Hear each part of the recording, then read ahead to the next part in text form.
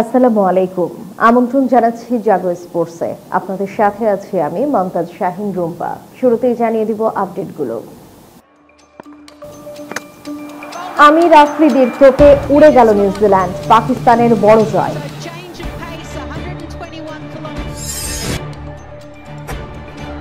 পাওয়ার প্লের 6 ওভারে হায়দ্রাবাদের 125 টি-20 বিশ্ব রেকর্ড।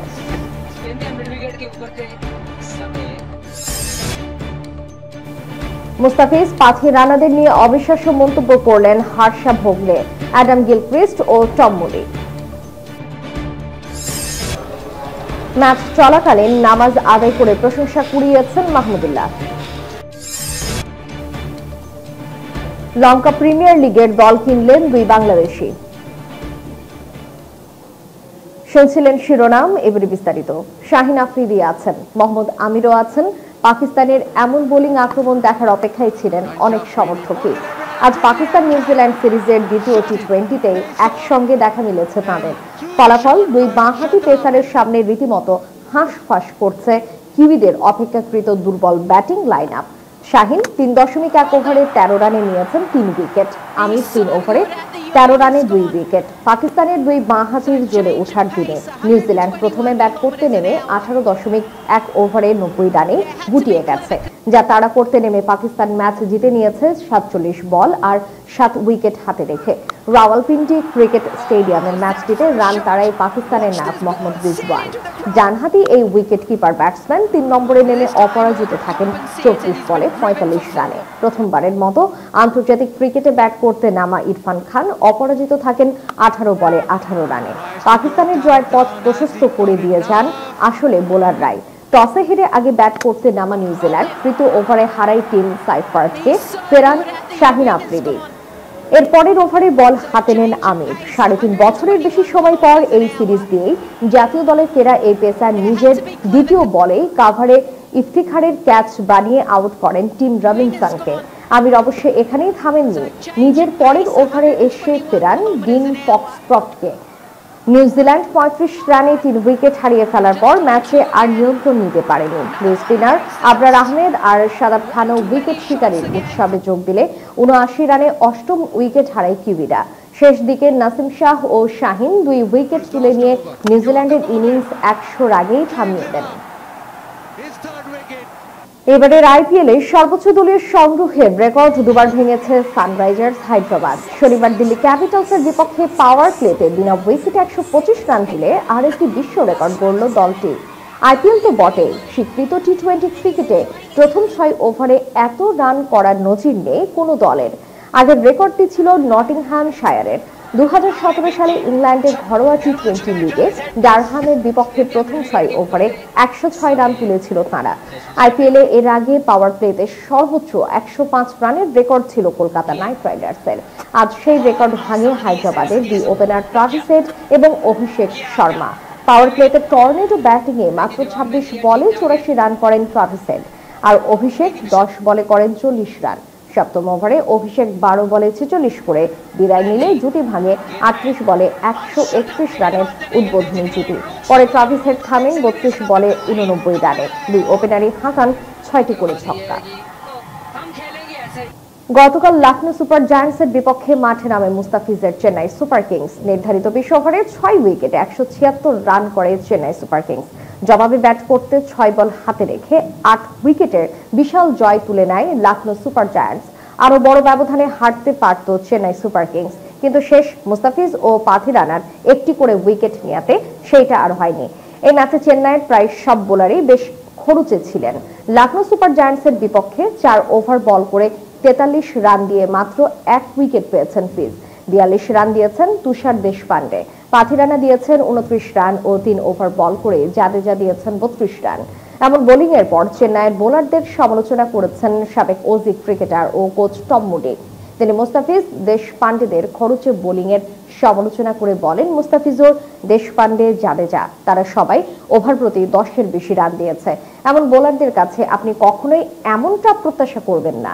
এটা চেন্নাইয়ের জন্য অপ্রত্যাশিত ছিল। চলতি আসরে দারুণ ছন্দে আছেন কাটার মাস্টার মুস্তাফিজ। 6 ম্যাচে নিয়েছেন 11 উইকেট। তার প্রতি এই ম্যাচে আরো ভালো পারফরমেন্স আশা করেছিলেন তার প্রতি এই ম্যাচে আরো ভালো পারফরম্যান্স আশা করেছিলেন জনপ্রিয় ক্রিকেট বিশ্লেষক ও ধারাভাষ্যকার হাসরা ভোগলে। তিনি মনে করেন দ্বিতীয় ইনিংসে ব্যাটিং করা সহজ হয়ে যাওয়ার কারণেই বিপাকে পড়তে হয়েছে মুস্তাফিজদের। ম্যাচ শেষে হাসরা বলেন, চেন্নাই যখন ব্যাটিং করছিল তখন বল খানিকটা গ্রিপ করছিল। আমার মনে হয়েছিল এই উইকেটে ফিজ দুর্দান্ত বোলিং করবে। আমি জানি না উইকেটের ব্যাপারটা কি ছিল, তবে দেখে মনে হয়েছে পরের দিকে ব্যাটিং করাটা সহজ হয়ে গিয়েছিল।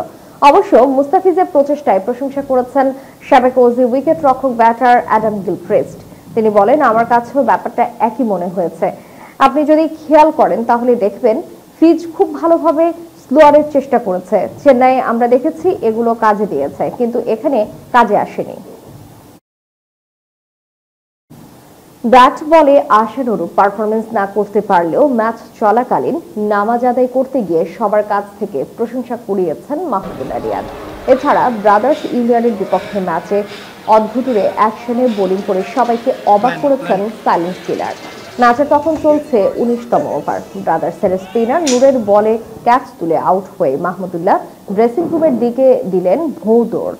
কারণ খুঁজতে ক্যামেরার লেন্স তাক করা হয় তার দিকে, তবে প্রথমে না বুঝলেও একটু পরে স্পষ্ট হয় তার এমন দৌড়ানোর কারণ।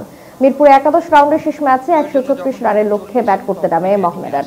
দারুণ ব্যাটিং নৈপুণ্যে একাই ম্যাচটাকে জয়ের দ্বার প্রান্তে নিয়ে যান অধিনায়ক ইমরুল কায়েস।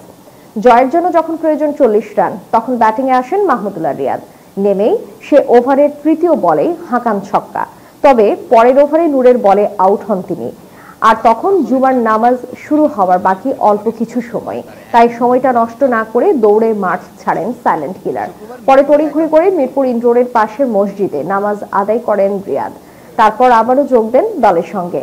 এর আগে অদ্ভুতুরে বোলিং অ্যাকশনে সবাইকে অবাক করেছেন মাহমুদুল্লাহ। মজার ছলে তাকে অনুকরণও করেছেন মেহেদী হাসান মিরাজ, যা দেখে হাসি থামিয়ে রাখতে পারেনি কায়েস রিয়াদরা।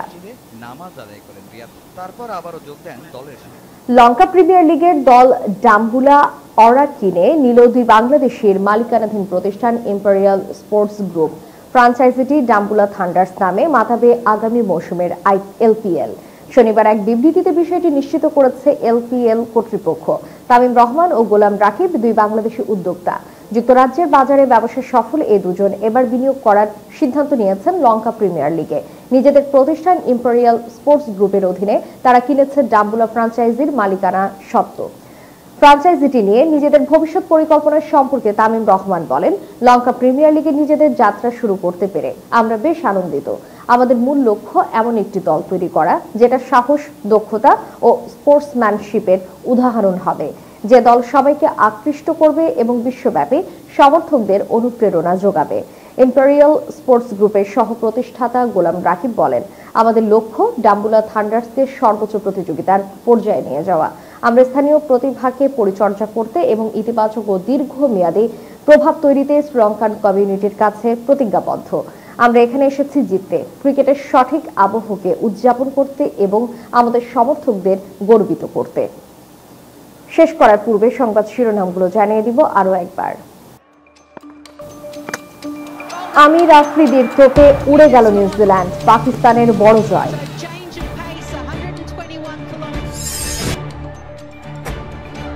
পাওয়ার প্লের 6 ওভারে হায়দ্রাবাদের 125 টি20 বিশ্ব রেকর্ড।